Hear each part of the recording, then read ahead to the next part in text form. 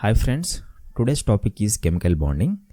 ఈ chemical bonding చాప్టర్ని మనం అర్థం చేసుకోవడం వల్ల కెమిస్ట్రీలో ఒక బేసిక్ నాలెడ్జ్ అనేది డెవలప్ అవుతుంది. అంతేకాకుండా ఈ చాప్టర్ నుంచి ఇప్పటివరకు చాలా క్వశ్చన్స్ ఎగ్జామ్స్లో, చాలా రకాల ఎగ్జామ్స్లో అడగడం జరిగింది.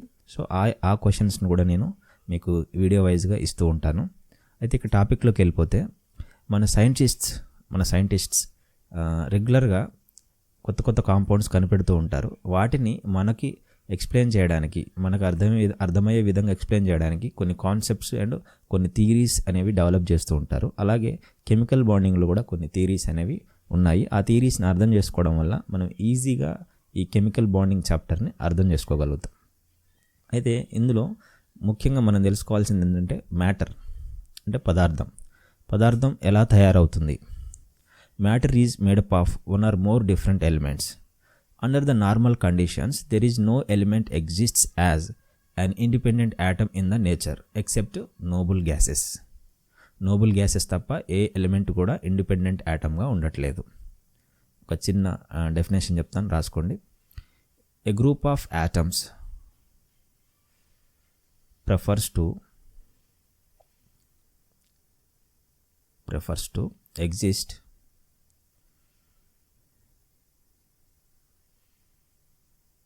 together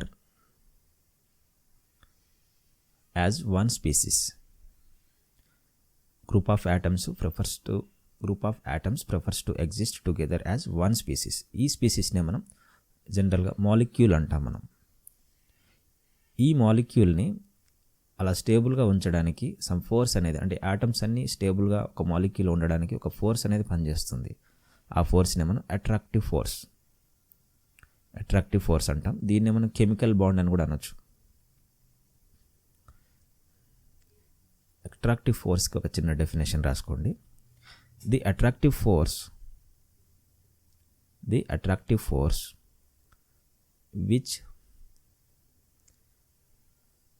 which holds any two atoms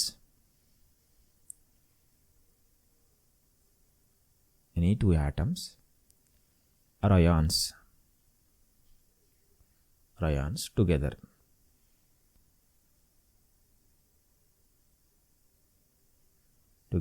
is called chemical bond.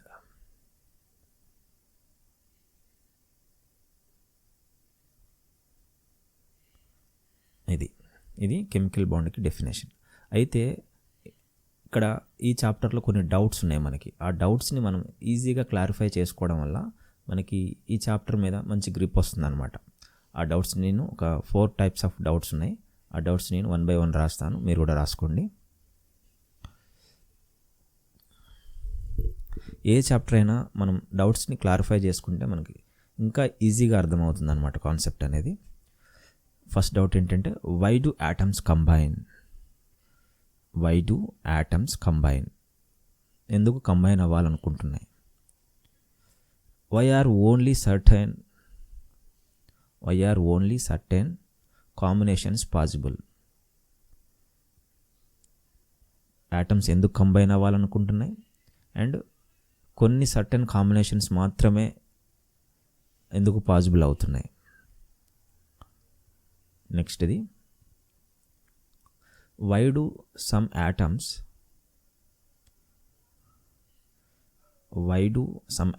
combine while other atoms do not? ఎందుకు కొన్ని ఆటమ్స్ కంబైన్ అవుతున్నాయి, ఎందుకు కొన్ని ఆటమ్స్ కంబైన్ అవ్వట్లేదు అనేది కూడా ఒక doubt.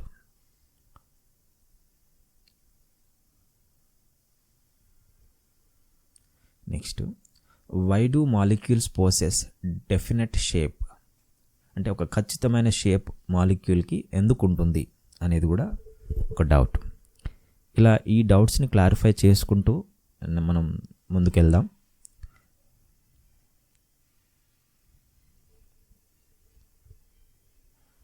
why do molecules possess definite shape? అయితే ఈ డౌట్స్ని మనం క్లారిఫై చేసుకోవాలంటే మనకు కొన్ని థియరీస్ తెలవాలి. కొన్ని థియరీస్ అండ్ కొన్ని కాన్సెప్ట్స్ ఉంటాయి అన్నమాట మన ఈ చాప్టర్లో. సో వాటి గురించి మనం క్లియర్గా అర్థం చేసుకుంటే ఈజీగా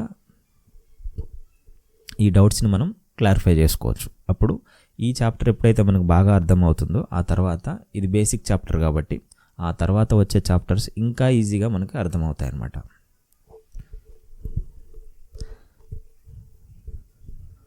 అయితే మనకి థియరీస్ మాత్రం ఒక 4 రకాల థియరీస్ ఉన్నాయి. ఆ థియరీస్ ఏంటో చూద్దాం. ఫస్ట్ వన్ ఏంటంటే Kossel Lewis approach. Kossel Lewis approach.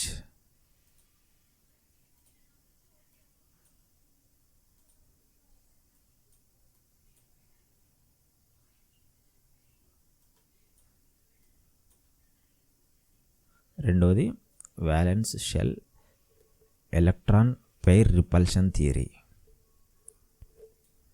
VESPR అనొచ్చు మనం షార్ట్కట్లో. Valence shell electron pair repulsion theory, VESPR theory అనొచ్చు మనం.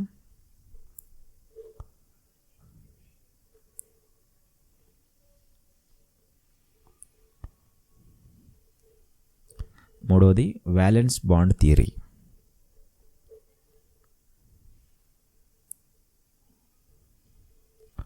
షార్ట్కట్లో VBT, వ్యాలెన్స్ బాండ్ థియరీ. నాలుగోది మాలిక్యులర్ ఆర్బిటాల్ థియరీ, షార్ట్కట్లో MOT.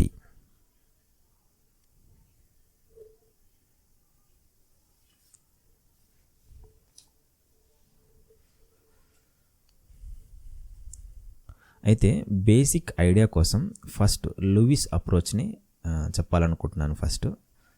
దాని తర్వాత 1 by 1 ఈ థియరీస్ గురించి తెలుసుకుందాము. అయితే కోజెల్ అండ్ లూయిస్ వీళ్ళిద్దరూ వేరువేరు శాస్త్రవేత్తలు అండ్ వీళ్ళిద్దరూ వేరే వేరే ఇండివిజువల్గానే రీసెర్చ్ చేశారు 1916లో. కానీ ఇద్దరు ఒకే కాన్సెప్ట్ మీద రీసెర్చ్ చేశారు. అదేంటంటే వ్యాలెన్స్ ఎలక్ట్రాన్స్ మీద. అండ్ ఆ వ్యాలెన్స్ ఎలక్ట్రాన్స్ ఆక్టెట్గా ఎలా స్టెబిలైజ్ అవుతున్నాయి అనే దాని మీద రీసెర్చ్ చేశారనమాట. అయితే వీళ్ళు దేని మీద బేస్ అయి ఉన్నది వీళ్ళ కాన్సెప్ట్ అంటే inertness of noble gases. Noble gases ఎందుకు స్టేబుల్గా ఉంటున్నాయి, ఎందుకు ఇనర్ట్నెస్తో ఉంటున్నాయి, ఆ ఇనర్ట్నెస్ కోసమే మిగతా ఆటమ్స్ కూడా ప్రయత్నిస్తున్నాయి అనేది వీళ్ళ కాన్సెప్ట్ అనమాట.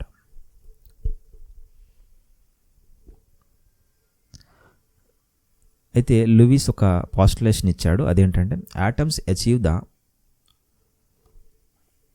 atoms achieve the possible octet when they are linked by chemical bonds.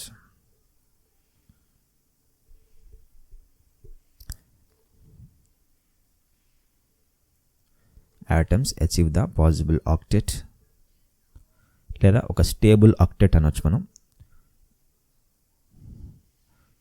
octet when they are linked by the chemical bonds. ఇది లూయిస్ ఇచ్చిన పాస్టులేషన్ అనమాట. దీని ప్రకారంగా మనం ఒక 2 ఎగ్జాంపుల్స్ చూస్తే మనకి ఈజీగా అర్థమవుతుంది. ఇప్పుడు ఒక సోడియం యాటమ్ ఉంది, ఒక క్లోరిన్ యాటమ్ ఉంది. సోడియం నుంచి క్లోరిన్కి ఒక ఎలక్ట్రాన్ డొనేట్ చేయడం వల్ల సోడియం పాజిటివ్ ఛార్జ్ వస్తుంది, క్లోరిన్కి నెగిటివ్ ఛార్జ్ వస్తుంది. ఇక్కడ ఏం జరిగింది, ట్రాన్స్ఫర్ ఆఫ్ ఎలక్ట్రాన్. ఈ రియాక్షన్లో ట్రాన్స్ఫర్ ఆఫ్ ఎలక్ట్రాన్ జరిగిందనమాట.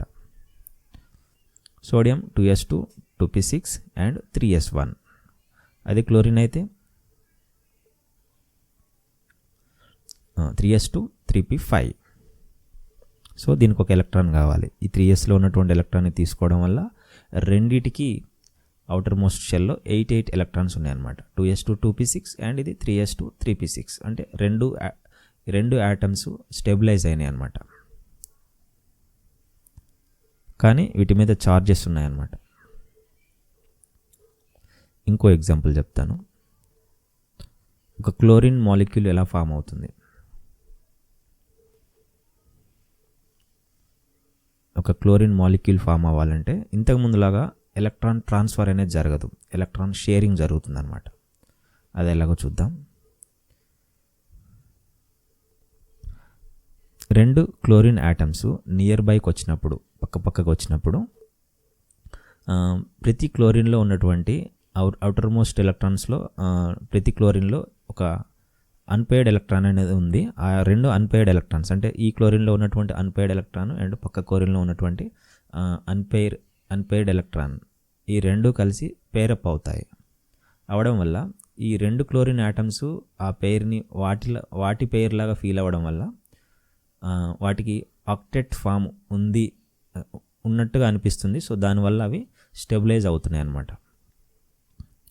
ఇప్పుడు మనం ఏ క్లోరిన్ పరంగా చూసినా కూడా వాటికి స్టేబుల్ అవుటర్ ఆక్టెట్ అనేది ఫామ్ అయింది.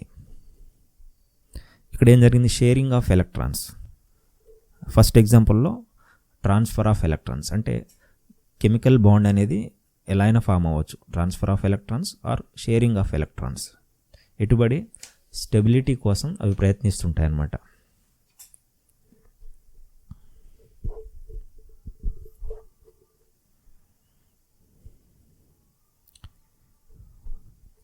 ఇది లూయిస్ ప్రకారం ఈ కాన్సెప్ట్ డెవలప్ చేయబడింది అనమాట. ఇప్పుడు మనం కెమికల్ బాండింగ్లో టైప్స్ ఆఫ్ కెమికల్ బాండింగ్స్, ఎన్ని రకాల కెమికల్ బాండ్స్ ఉన్నాయి, టైప్స్ ఆఫ్ కెమికల్ బాండ్స్. మనకి జనరల్గా 2 టైప్స్ ఆఫ్ కెమికల్ బాండ్స్ జనరల్గా. అవి ఏంటంటే inter atomic and inter molecular. Inter atomic chemical bonds ఇవేంటంటే ఇంటర్ అటామిక్ కెమికల్ బాండ్స్ ఏంటంటే strong chemical bonds. Inter molecular chemical bonds ఏంటంటే వీక్ కెమికల్ బాండ్స్. రెండు atoms మధ్యలో బాండ్ ఫామ్ అయితే అవి స్ట్రాంగ్ బాండ్స్. వాటి యొక్క ఎనర్జీ, ఆ బాండ్ని బ్రేక్ చేయాలంటే మనం 2000 to 4000 kJ/mol ఎనర్జీ అనేది మనం ఇవ్వాలి. అదే మనకి ఇంటర్ మాలిక్యులర్ కెమికల్ బాండ్స్ ఉంటాయి. వీటి మధ్యలో బాండ్ని బ్రేక్ చేయాలనుకుంటే 2 to 40 kJ ఇస్తే సరిపోతుంది పర్ మోల్. ఓకే, ఫస్ట్ ఇదేంటి? ఇంటర్ అటామిక్ కెమికల్ బాండ్స్, ఇవి స్ట్రాంగ్ బాండ్స్. రెండవది ఇంటర్ మాలిక్యులర్ కెమికల్ బాండ్స్, ఇవి వీక్ బాండ్స్.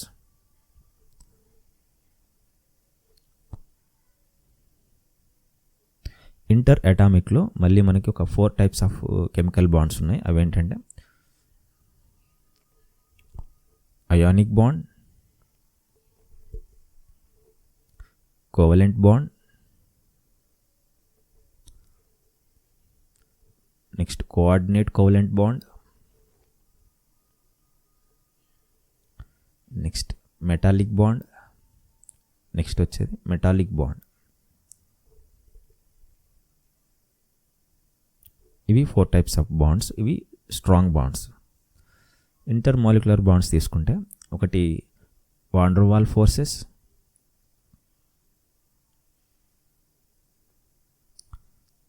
రెండవది హైడ్రోజన్ బాండింగ్.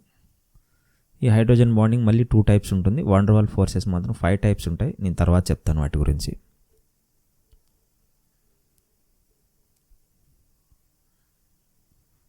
ఈ హైడ్రోజన్ బాండింగ్లో 2 టైప్స్ ఏంటంటే inter molecular and intra molecular. 2 types of hydrogen bondings ఉన్నాయి.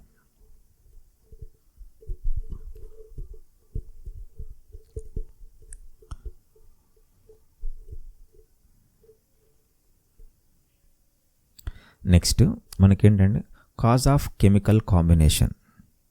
అసలు కెమికల్ కాంబినేషన్ జరగాల్సిన అవసరం ఏంటి, జరగడం వల్ల ఏం జరుగుతుంది? జనరల్గా చెప్పాలంటే స్టెబిలిటీ పెరుగుతుంది. యాటమ్స్గా ఉన్నప్పుడు వాటికి ఉన్నటువంటి స్టెబిలిటీతో పోల్చుకుంటే మాలిక్యూల్గా ఫామ్ అయినప్పుడు వాటి యొక్క స్టెబిలిటీ పెరుగుతుంది, ఎనర్జీ తగ్గుతుంది, స్టెబిలిటీ పెరుగుతుంది. దానికోసమే కెమికల్ కాంబినేషన్స్ అనేవి జరుగుతున్నాయి. కాజ్ ఆఫ్ కెమికల్ బాండింగ్ లేదా కాజ్ ఆఫ్ కెమికల్ కాంబినేషన్. అందులో మనం ఫస్ట్ మెయిన్ కాజ్ ఏంటంటే to achieve inert gas configuration or to achieve octet rule లేదా ఆక్టెట్ కాన్ఫిగరేషన్, ఏదైనా చెప్పొచ్చు. To achieve noble gas configuration అని కూడా చెప్పొచ్చు మనం. ఒకటి అది. రెండోది ఏంటంటే to lower the potential energy of the system. అంటే దాని యొక్క ఎనర్జీని తగ్గించుకోవడానికి. ఎనర్జీ ఎప్పుడైతే తగ్గుతుందో స్టెబిలిటీ ఆటోమేటిక్గా పెరుగుతుంది.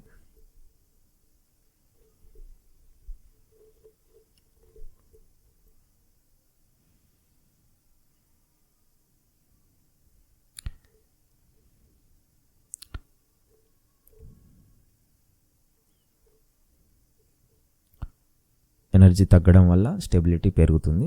ఇక్కడ అదే స్టేట్మెంట్ రాస్తున్నాను. If stability increases then energy decreases. యాక్చువల్గా అయితే ఎనర్జీ తగ్గడం వల్లే మనకి స్టెబిలిటీ పెరుగుతుంది.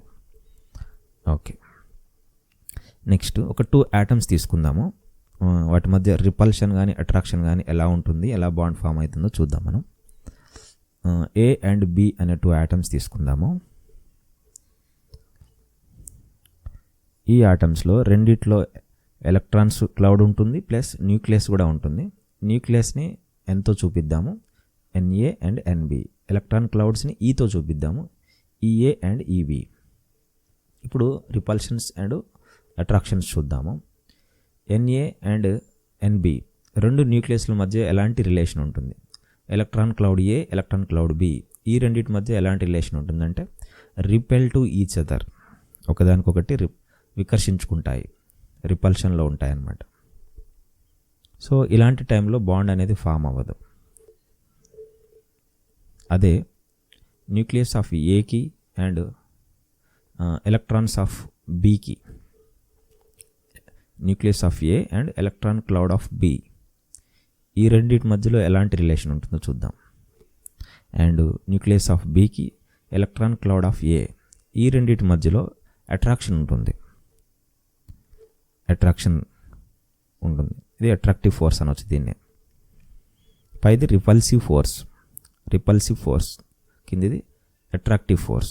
అట్రాక్టివ్ ఫోర్స్ ఉన్నప్పుడే, లేదా ఈ రెండు ఫోర్సుల్లో మెజారిటీ అంటే డామినేషన్ అట్రాక్టివ్ ఫోర్స్ ఉన్నప్పుడు మాత్రమే ఇలా ఒక కెమికల్ బాండ్ అనేది ఫామ్ అవుతుంది. కెమికల్ బాండ్ ఫామ్ అవ్వాలంటే అట్రాక్టివ్ ఫోర్స్ అనేది ఎక్కువ ఉండాలి. ఇలా బాండ్ ఫామ్ అయినప్పుడు ఆ మధ్యలో రెండు న్యూక్లియస్ల మధ్యలో ఉన్న డిస్టెన్స్ని మనం బాండ్ లెంత్ అంటాం. ఈ బాండ్ లెంత్ అనేది బాండ్ ఎనర్జీకి ఇన్వర్స్లీ ప్రపోర్షనల్. అంటే బాండ్ లెంత్ ఎక్కువ ఉంది అంటే ఆ బాండ్ యొక్క ఎనర్జీ తక్కువ ఉంది అని అర్థం.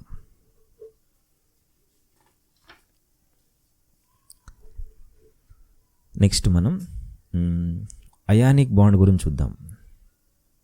నెక్స్ట్ అయానిక్ బాండ్, లేదా దాన్ని మనం ఎలక్ట్రోవాలెంట్ బాండ్ అనొచ్చు.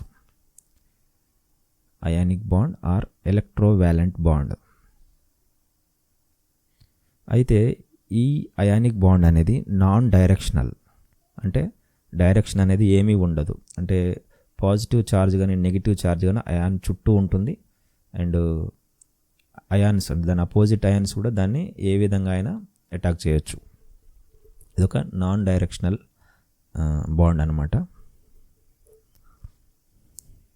అయితే జనరల్గా ఈ అయానిక్ బాండ్ అనేది మెటల్ నాన్ మెటల్ మధ్యలో ఫామ్ అవుతుంది. మెటల్ అంటే ఎలక్ట్రాన్ని ఈజీగా డొనేట్ చేస్తుంది, నాన్ మెటల్ అంటే ఎలక్ట్రాన్ని ఈజీగా తీసుకుంటుంది. సో ఇక్కడ మెటల్ నాన్ మెటల్కి ఒక ఎలక్ట్రాన్ ఇవ్వడం వల్ల, అంటే ఒక కంప్లీట్ ట్రాన్స్ఫర్ ఆఫ్ ఎలక్ట్రాన్ జరగడం వల్ల మనకి ఫస్ట్ అయాన్స్ ఫామ్ అవుతాయి. ఎగ్జాంపుల్గా మనం సోడియం మెటల్ ఒక ఎలక్ట్రాన్ని రిలీజ్ చేసింది అండ్ క్లోరిన్ నాన్ మెటల్ అనేది ఒక ఎలక్ట్రాన్ని తీసుకుంది. ఫస్ట్ మనకి సోడియం ఒక ఎలక్ట్రాన్ని రిలీజ్ చేయడం వల్ల సోడియం పాజిటివ్ ఛార్జ్ వచ్చింది, గ్యాసెస్ స్టేట్లో ఉన్నటువంటి సోడియం.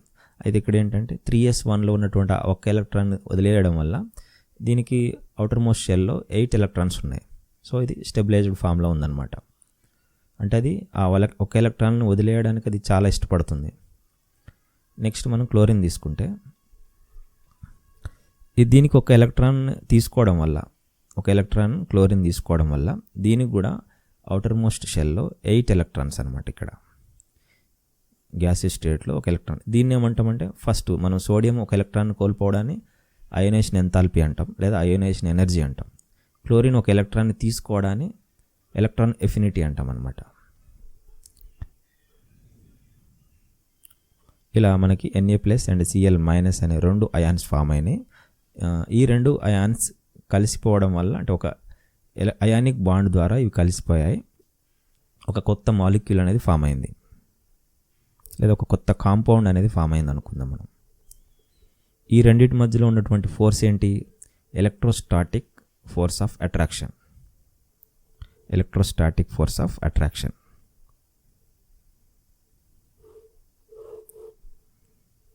ఈ అయాన్స్ అనేవి గ్యాసెస్ స్టేట్లో Na ప్లస్ అండ్ Cl మైనస్గా ఉన్నాయి. అవి ఇండివిజువల్గా ఉన్నప్పుడు అంత స్టేబుల్ కాదు, కానీ NaCl అనే ఒక సాలిడ్ ఒక కాంపౌండ్ ఫామ్ అయినప్పుడు అవి స్టేబుల్ ఫామ్లోకి వెళ్ళిపోయినాయి అన్నమాట. అయితే ఈ ఫోర్స్కి ఏమైనా రిలేషన్ ఉందా అంటే ఒక ఈక్వేషన్ ఉంది. ఈ ఫోర్స్ అనేది చార్జెస్కి అండ్ రేడియస్కి ఒక రిలేషన్ ఉందన్నమాట. F = K × Q1 × Q2/r². ఇదొక ఈక్వేషన్. మనం అయానిక్ బాండ్ మోర్ అయానికా లెస్ అయానికా అని తెలుసుకోవాలనుకుంటే మనం ఈ ఫోర్స్ తెలియాలి మనకి. ఫోర్స్ ఎక్కువ ఉన్నప్పుడు అయానిక్ బాండ్ కూడా ఎక్కువ ఉంటుందన్నమాట. అయానిక్ బాండ్ నేచర్ కూడా ఎక్కువ ఉంటుంది.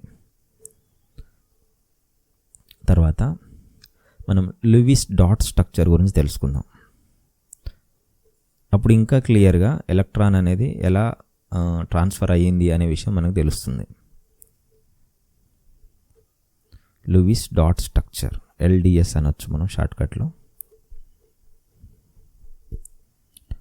ఒక సోడియం అనేది ఒక ఎలక్ట్రాన్ని క్లోరిన్కి ఇవ్వడం వల్ల, క్లోరిన్కి ఆల్రెడీ 7 ఎలక్ట్రాన్స్ ఉన్నాయి అవుటర్ మోస్ట్ షెల్లో. క్లోరిన్కి ఏమో అవుటర్ మోస్ట్ షెల్లో ఒక ఎలక్ట్రాన్ ఎక్కువ ఉంది, రైట్. ఆ ఎలక్ట్రాన్ని క్లోరిన్కి ఇచ్చేయడం వల్ల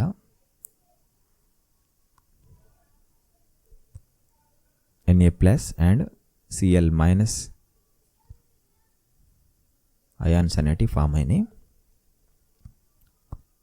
ఇప్పుడు ఈ Na ప్లస్ యొక్క ఎలక్ట్రానిక్ కాన్ఫిగరేషన్ ఏంటి అంటే నోబెల్ గ్యాస్ అయినటువంటి నియాన్ కాన్ఫిగరేషన్, అంటే స్టేబుల్ కాన్ఫిగరేషన్ అనమాట.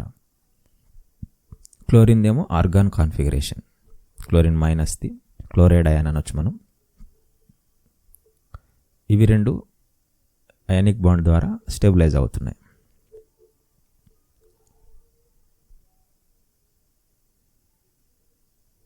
అది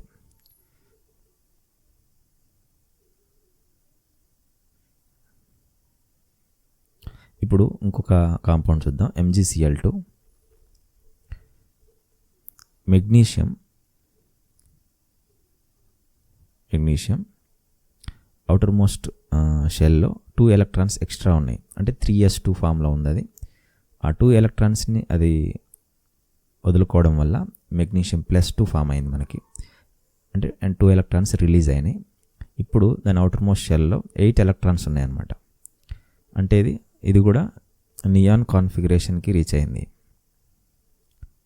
ఇప్పుడు మనం క్లోరిన్ చూసుకుంటే 2 క్లోరిన్ యాటమ్స్ 2 ఎలక్ట్రాన్స్ని గెయిన్ చేయడం వల్ల 2Cl మైనస్. ఇప్పుడు కూడా ఇక్కడ అవుటర్ మోస్ట్ షెల్లో 8 ఎలక్ట్రాన్స్ ఉన్నాయన్నమాట. మెగ్నీషియం +2లో అవుటర్ మోస్ట్ షెల్లో 8 ఎలక్ట్రాన్స్ ఉండి స్టెబిలైజ్ అయింది నియాన్ కాన్ఫిగరేషన్తో. అండ్ 2 క్లోరిన్ యాటమ్స్ కూడా ఒక్కొక్క ఎలక్ట్రాన్ని తీసుకోవడం వల్ల అవి ఆర్గాన్ కాన్ఫిగరేషన్కి రీచ్ అయ్యి ఇవి కూడా స్టెబిలైజ్ అయ్యాయి. కానీ వాటి మీద ఉన్నటువంటి ఛార్జెస్ ఉన్నాయి కదా, క్లోరిన్స్ మీద మైనస్ ఛార్జెస్, మెగ్నీషియం మీద ప్లస్ ఛార్జెస్, ఇవి స్టెబిలైజ్ అవ్వడానికి, అంటే ఇవి న్యూట్రలైజ్ అవ్వడానికి అవి అయానిక్ బాండ్ని ఫామ్ చేసుకుంటున్నాయి అన్నమాట. ఈ బాండ్ కూడా స్టేబుల్, ఈ అయానిక్ బాండ్ కూడా స్టేబుల్ అయానిక్ బాండ్. అందుకే ఇవి గ్యాసియస్ స్టేట్ అయాన్స్ అనేవి సాలిడ్ స్టేట్ కాంపౌండ్స్గా చేంజ్ అవుతున్నాయి.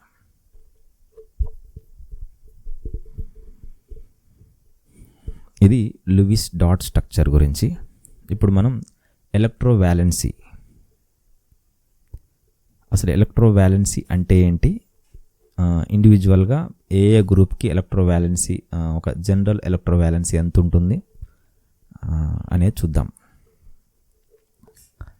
ఎలక్ట్రోవాలెన్సీ అంటే ఏం లేదండి, number of electrons number of electrons lost or gained during formation of electrovalent bond. Electrovalent bond form అయ్యేటప్పుడు ఎన్ని ఎలక్ట్రాన్స్ లూజ్ అవుతున్నాయి లేదా ఎన్ని ఎలక్ట్రాన్స్ గెయిన్ అవుతున్నాయి, దాన్నే మనం ఎలక్ట్రోవాలెన్సీ అంటాం. నోట్ చేసుకోండి. Number of electrons lost or gained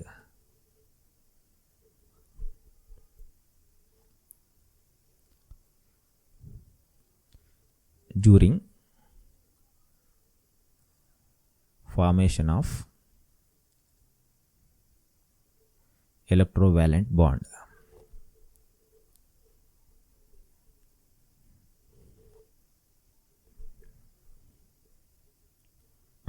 ఇదే ఎలక్ట్రోవాలెన్సీ. ఇప్పుడు మనం ఏ గ్రూప్స్లో జనరల్ ఎలక్ట్రోవాలెన్సీ ఎంత ఉంది అనేది మనం చూద్దాము. ఫస్ట్ మనకి పీరియాడిక్ టేబుల్లో గ్రూప్ 1, ఈ గ్రూప్ 1లో lithium, sodium, potassium, rubidium, caesium ఇవి ఉంటాయి. వీటి యొక్క ఎలక్ట్రోవాలెన్సీ ఎంత అంటే 1. గ్రూప్ 2 తీసుకుంటే బెరీలియం, మెగ్నీషియం, కాల్షియం ఎక్సెట్రా ఉంటాయి. ఈ గ్రూప్ యొక్క ఎలక్ట్రోవాలెన్సీ ఎంత అంటే 2 అనమాట. ఫస్ట్ గ్రూప్కి 1, సెకండ్ గ్రూప్కి 2. నెక్స్ట్ గ్రూప్ 13 ఇందులో అల్యూమినియం, గ్యాలియం, ఇండియం, థాలియం ఇట్లా ఉంటాయి. వీటి యొక్క జనరల్ ఎలక్ట్రోవాలెన్సీ ఎంత అంటే 3. నెక్స్ట్ మనకి గ్రూప్ 14 కార్బన్ గ్రూపు. ఇందులో కార్బన్, సిలికాన్, జర్మేనియం ఇలా ఉంటాయి. వీటి general electrovalency 4. Group 15 nitrogen, phosphorus, arsenic, antimony, bismuth ఇలా ఆర్డర్లో ఉంటాయి.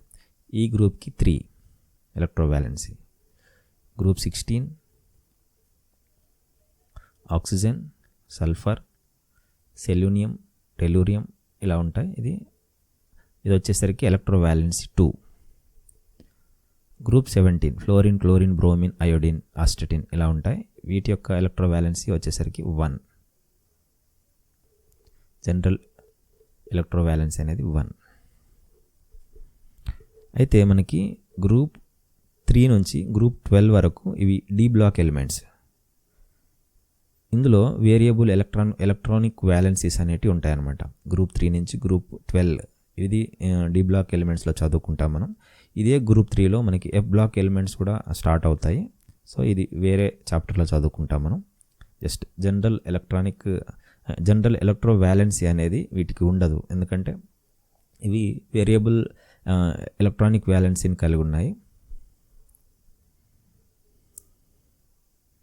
ఎగ్జాంపుల్గా ఒక ఐరన్ తీసుకుంటే అది +2, +3 ఎక్సెట్రా ఇంకా వేరే ఎలక్ట్రానిక్ ఆక్సిడేషన్ స్టేట్స్ని కూడా చూపిస్తూ ఉంటుంది. అంటే వాటి యొక్క ఎలక్ట్రోవాలెన్సీ అనేది వేరియబుల్, అంటే డిఫరెంట్ అనమాట, చాలా ఉంటాయి. జనరల్గా ఒక ఎలక్ట్రోవాలెన్సీ చెప్పడానికి లేదు ఈ డి బ్లాక్ ఎలిమెంట్స్కి అండ్ ఎఫ్ బ్లాక్ ఎలిమెంట్స్ కూడా. నెక్స్ట్ ఎనర్జీ టర్మ్స్ ఇన్వాల్వ్డ్ లేదా ఫేవరబుల్ కండిషన్స్. ఏదైనా ఒక అయానిక్ బాండ్ ఫామ్ అవ్వాలంటే ఎటువంటి ఎనర్జీ టర్మ్స్ ఉండాలి లేదా ఎటువంటి ఫేవరబుల్ కండిషన్స్ ఉండాలి అనేది చూద్దాము.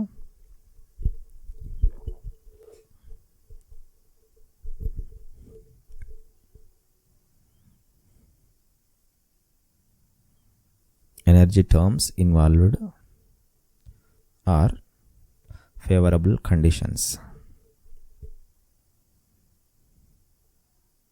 Favorable conditions.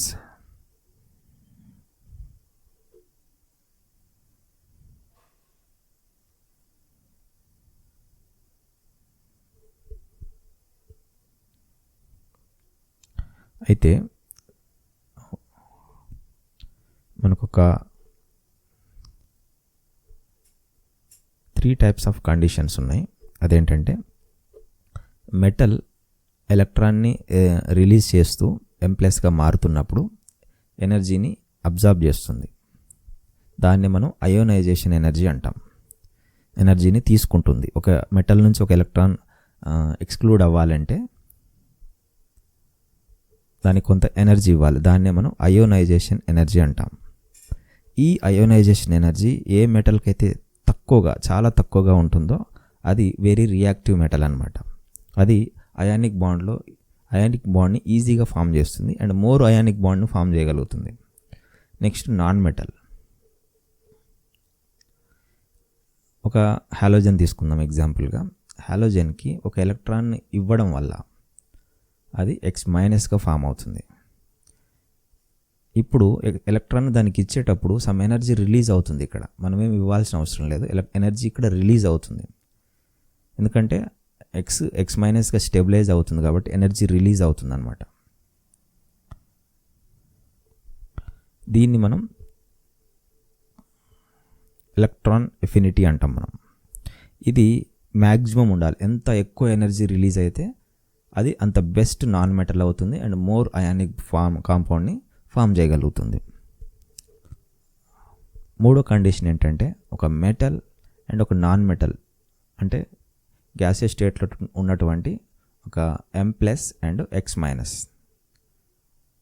అంటే ఒక మెటల్ అయాన్ అండ్ ఒక నాన్ మెటల్ అయాన్, ఇవి రెండు గ్యాసియస్ స్టేట్లో ఉన్నటువంటి ఇవి రెండు కలిసి ఒక సాలిడ్ కాంపౌండ్ అంటే ఒక అయానిక్ కాంపౌండ్ ఫామ్ చేసినప్పుడు ఒక ఎనర్జీ రిలీజ్ అవుతుంది.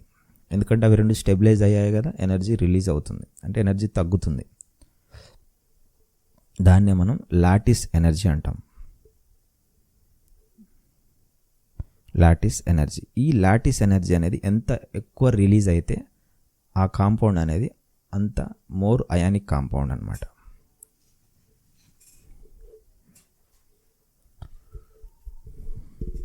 లాటిస్ ఎనర్జీ ఎక్కువ ఉంటే మోర్ అయానిక్ కాంపౌండ్ని ఫామ్ చేస్తుంది.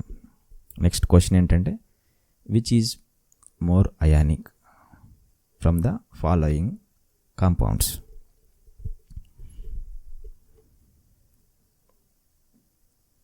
అయితే ఒక మోర్ అయానిక్ కాంపౌండ్ ఫామ్ అవ్వాలి అంటే మనకున్న కండిషన్ ఏంటంటే మెటల్ మోర్ మెటాలిక్ నేచర్ని కలిగి ఉండాలి, మోర్ మెటాలిక్ క్యారెక్టర్ని కలిగి ఉండాలని చెప్పొచ్చు. మోర్ మెటాలిక్ క్యారెక్టర్ని కలిగి ఉండాలి. ఎప్పుడైతే మెటాలిక్ క్యారెక్టర్ ఎక్కువగా ఉంటుందో, ఇంక్రీజ్ అవుతుందో లేదా ఆల్రెడీ ఎక్కువగా ఉంటుందో ఆ మెటల్స్ మోర్ అయానిక్ కాంపౌండ్ని ఫామ్ చేయగలుగుతాయి. నాన్ మెటల్స్లోనేమో నాన్ మెటాలిక్ క్యారెక్టర్ ఎక్కువ